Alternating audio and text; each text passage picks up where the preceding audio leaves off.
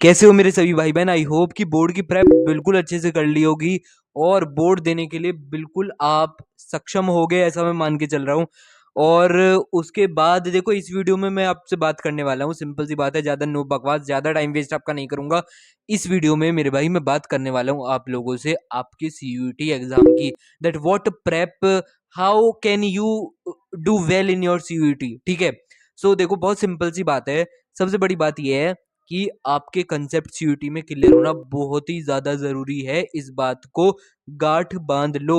ठीक है, अगर आपको ऐसा लग रहा है that without clearing any concept you can clear it very easily, so मेरे भाई very sorry, it is not like that. ठीक है, आपको नहीं पता कि आपका जो पेपर है वो टफ होने वाला है, मॉडरेट होगा, इजी होगा, कैसा होगा, आप लोगों को नहीं पता यार।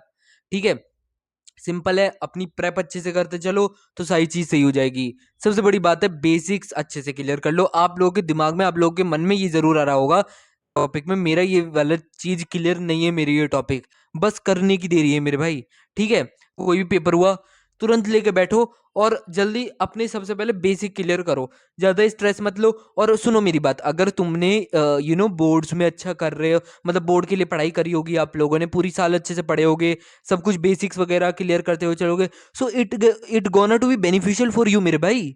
ठीक है, सो अगर किसी ने नहीं भी बेसिक क्लियर करे हैं, किसी ने कर भी लिए हैं, मैं तो फिर भी यही बात बोलूंगा, जिसने कर लिए है वो एक बार दोबारा से रिवीजन कर लो, जहां भी आपको कमी लग रही है। जिसने बेसिक क्लियर नहीं करे मेरे भाई, just go through your NCERTs और जहां से भी आपको सही लग रहा है, बट क्लियर करो यार बेसिक, सबसे ज्यादा जरूरी है बेसिक। उसके बाद बात आती है कि आप लोगों की, जब आपके बेसिक क्लियर हो गए तो फोकस ऑन योर एनसीईआरटी, जैसे थ्योरी है, जैसे पॉलिटिकल साइंस है, हिस्ट्री है, या आपके और सारे सब्जेक्ट्स है, जैसे इकोनॉमिक्स में इंडियन इकोनॉमिक डेवलपमेंट है। ठीक है, बिजनेस स्टडीज है, इन सबकी एनसीईआरटी को पढ़ना एक बार, just go through it once. अब सपोज करो कि आपने ट्वेल्थ में कोई सी भी रेफरेंस से पढ़ी है, I don't have any type of problem regard that.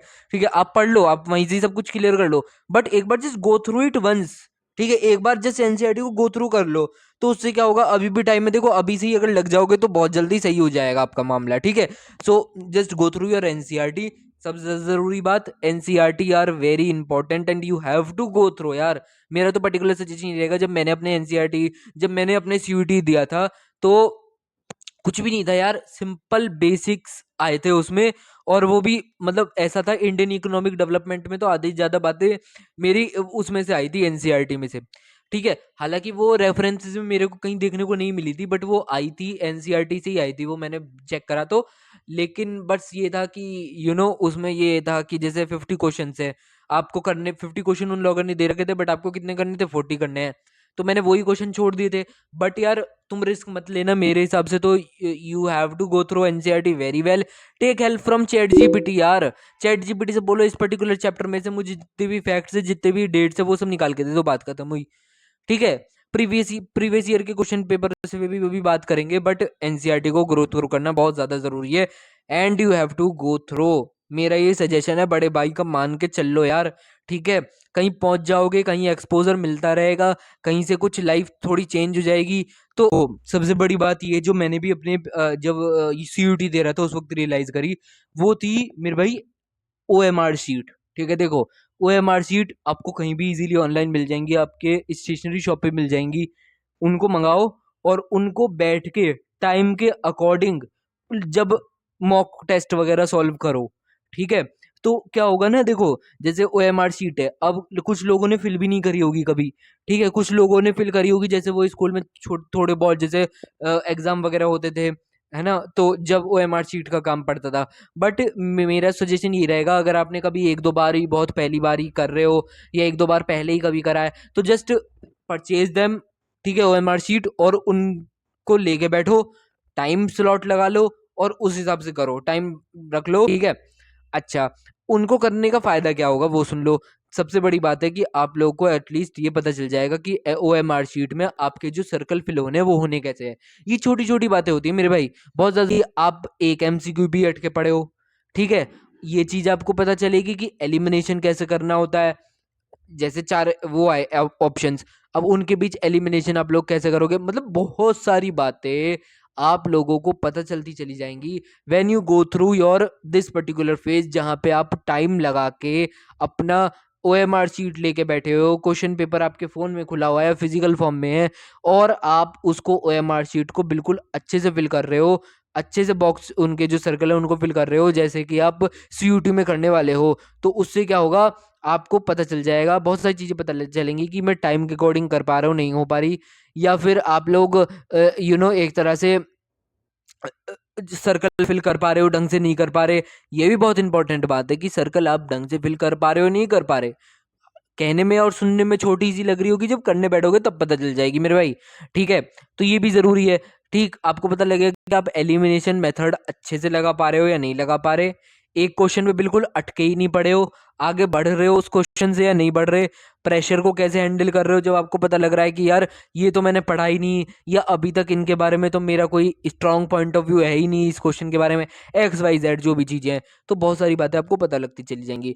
So just go through it once, इस पूरे फेज से गुजरो, उसके बाद देखना जो रिजल्ट होगा बिल्कुल ताबड़तोड़ रिजल्ट होगा, ऐसा रिजल्ट होगा कि आपने खुद अंदाजा नहीं लगाया होगा। So just clear it once, और उसके बाद सेट, मतलब सेट इन द सेंस, ऐसा नहीं है कि उसके बाद डिफिकल्टीज नहीं आएंगी, बट यार अगर अपनी लाइफ में आगे बढ़ना है then you have to go through this process यार। अगर लाइफ में कहीं जाके खड़े होना है किसी अच्छे कॉलेज में, then you have to go through.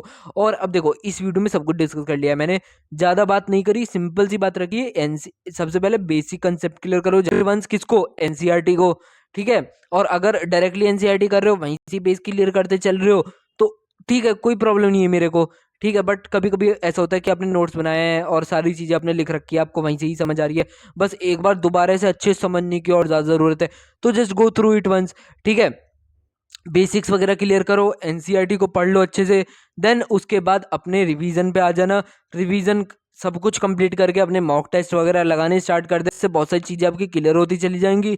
Clear होती चली जाएंगी तो डेफिनेटली आपके मार्क्स खुद ही बूस्टअप हो जाएंगे। और जब टेस्ट कर लो उसके बाद मार्क्स भी खुद दे देना यार, कोई आ थोड़ी ना रहा है मार्क्स देने के लिए, खुद मार्क्स दे देना, बात खत्म हुई। ठीक है, सो ये सब करोगे तो बहुत इजीली सक्सेस हासिल कर लोगे।